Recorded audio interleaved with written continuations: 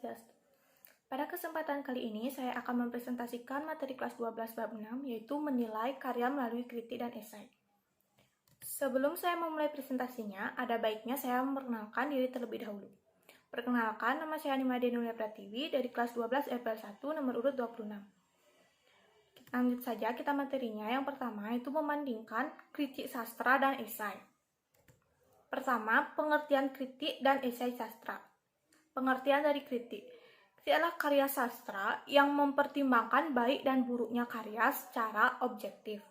Sedangkan pengertian esai adalah karangan yang membahas suatu masalah secara sepintas dari sudut pandang pribadi penulisnya.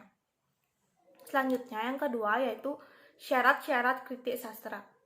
Syarat kritik sastra yang pertama yaitu kritikan diupayakan dapat membangun dan menaikkan taraf kehidupan sastra. Yang kedua, kritikan harus bersifat objektif. Yang ketiga, kritikan harus mampu memperbaiki cara berpikir, cara hidup, dan cara bekerja para sastrawan.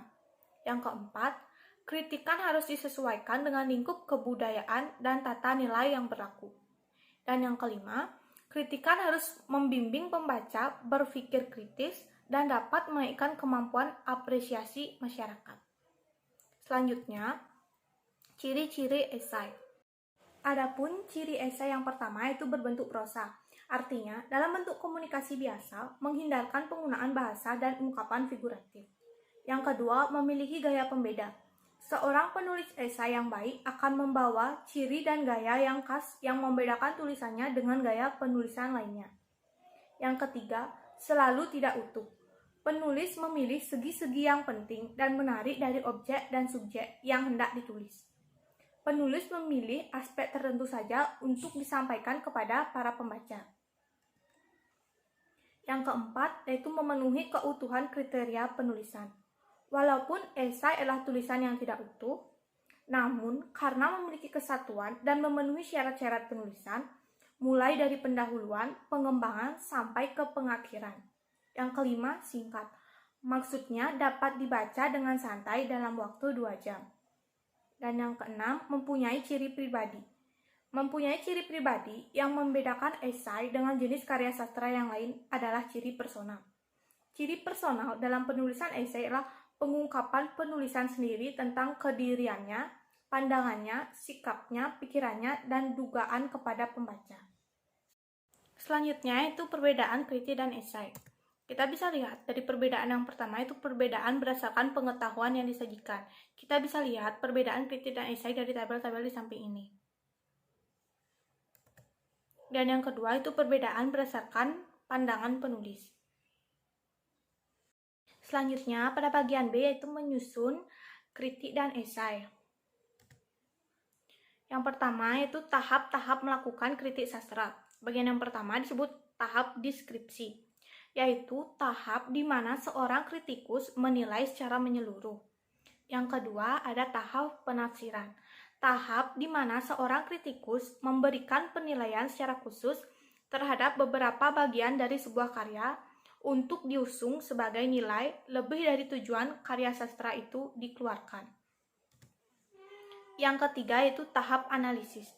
Tahap analisis adalah tahap di mana seorang kritikus menilai dengan bahasa tutur pribadi dan wawasan keilmuan terhadap karya sastra yang dikritik. Yang keempat yaitu tahap evaluasi. Tahap di mana seorang kritikus sastra selanjutnya itu langkah-langkah menyusun paragraf esai. Yang pertama itu menentukan judul esai. Yang kedua menentukan topik permasalahan. Yang ketiga menentukan tujuan penulisan esai. Yang keempat menentukan jenis esai yang akan ditulis. Yang kelima membuat kerangka paragraf. Keenam membuat paragraf pembuka. Ketujuh membuat paragraf pengembang. Dan yang terakhir itu membuat paragraf penutup. Bagian selanjutnya itu bagian C, menganalisis sistematika dan kebahasaan kritik dan esai. Yang pertama, jenis-jenis kritik. Yang pertama, kritik sastra intrinsik. Fokusnya pada karya sastra itu sendiri dan menganalisa unsur-unsur karya sastra itu. Yang kedua, kritik sastra ekstrinsik. menghubungkan karya sastra dengan hal-hal di luar karya sastra. Misalnya, menghubungkan karya sastra dengan pengarangnya, karya sastra dihubungkan dengan ilmu psikologi, agama, sejarah, dan filsafat.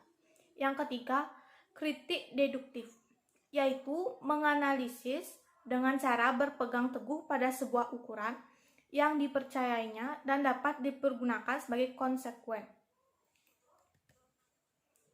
Keempat, yaitu kritik induktif, yaitu menganalisis dengan cara melepaskan semua hukum atau aturan yang berlaku.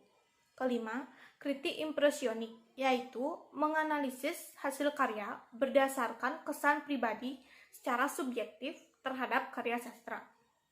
Keenam, ada kritik penghakiman, yaitu menganalisis dengan cara berpegang teguh pada ukuran atau aturan tertentu untuk menentukan apakah sebuah karya sastra baik atau buruk.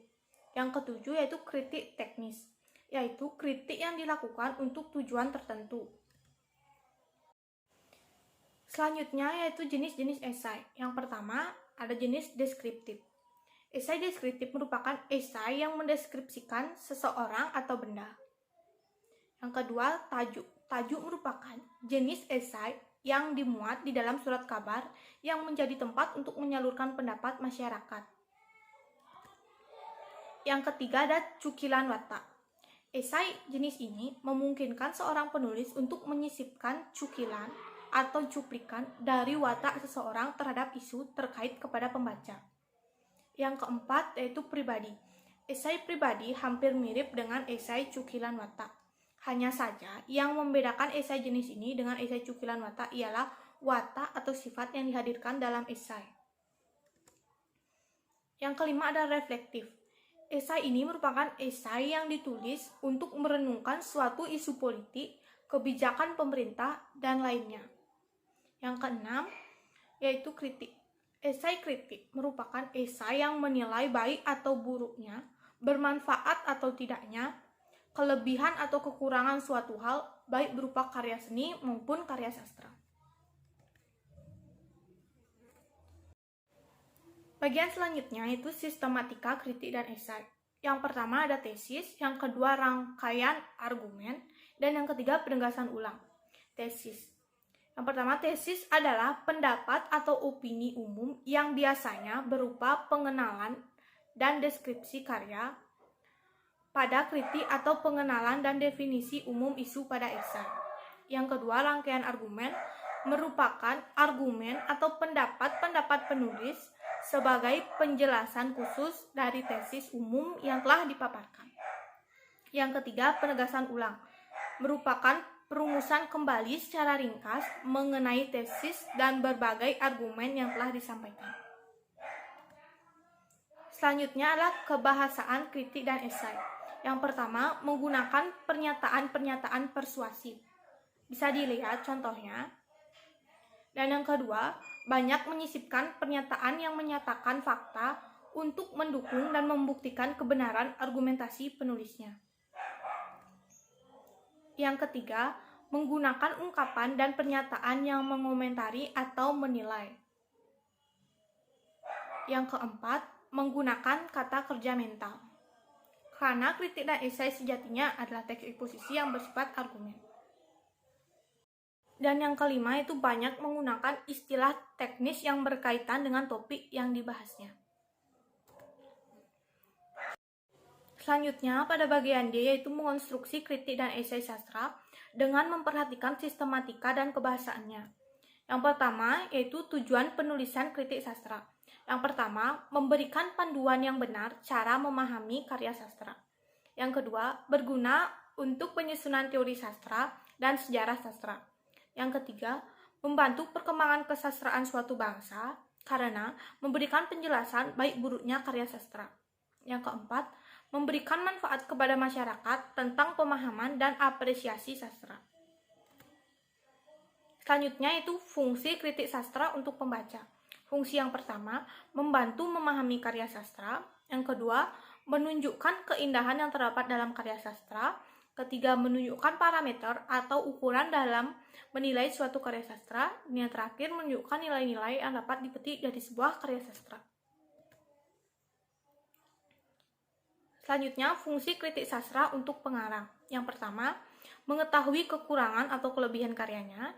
Yang kedua, mengetahui kelebihan karyanya. Mengetahui masalah-masalah yang mungkin dijadikan tema karangan. Bagian selanjutnya itu bagian E, mengidentifikasi nilai-nilai dalam buku pengayaan dan buku drama. Pertama, menentukan nilai-nilai dalam buku pengayaan. Buku pengayaan keterampilan memuat materi yang dapat meningkatkan, mengembangkan, dan memperkaya kemampuan menghitung, memberi nama, menghubungkan, dan mengomunikasikan kepada orang lain sehingga mendorong untuk berkarya dan bekerja secara praktis. Bagian selanjutnya yaitu nilai-nilai dalam buku drama. Yang pertama ada nilai didaktis. Nilai didaktis adalah ilmu mengajar yang menunjukkan kepada kita bagaimana kita harus mengajar anak.